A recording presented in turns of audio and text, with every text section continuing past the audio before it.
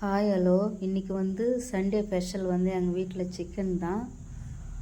அதுக்கு தேவை 1/2 KG chicken எடுத்துருக்குறேன். ஒரு பாத்திரம் வச்சு ஒரு 5 ஸ்பூன் எண்ணெய் ஊற்றி 2 மீடியம் சைஸ் வெங்காயம் கட் பண்ணி வச்சுருக்கிறேன்.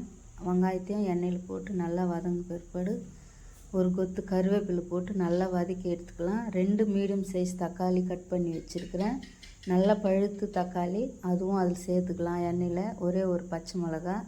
நான் 1/2 கேஜி சிக்கன் தான் எடுத்துருக்குறேன். அதுக்கு தேவையான மெஷர்மெண்ட்டு தான் இப்போ உங்களுக்கு சொல்கிறேன். நான் நல்லா வதங்கின பிற்பாடு இஞ்சி பூண்டு பேஸ்ட்டு ஒரு 2 ஸ்பூனு, 1 ஸ்பூனு உப்பு, 1/4 ஸ்பூனு மஞ்சள் பொடி போட்டு நல்லா வேக வச்சுக்கலாம்.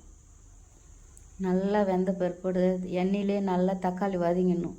2 தக்காளி மிக்சி ஜாரில் அரைச்சி வச்சுருக்கிறேன்.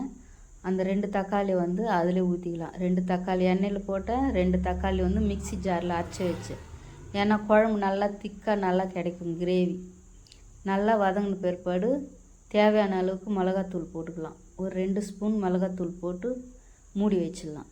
அதுக்கு தேவையான அளவு கொஞ்சமாக கொத்தமல்லி கட் பண்ணி வச்சுக்கலாம்.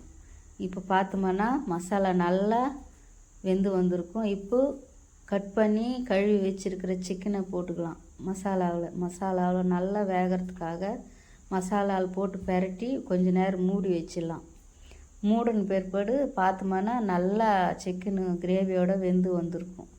தேவையான அளவுக்கு மிக்சி ஜாரை அழைச்சி தண்ணி ஊற்றிக்கலாம்.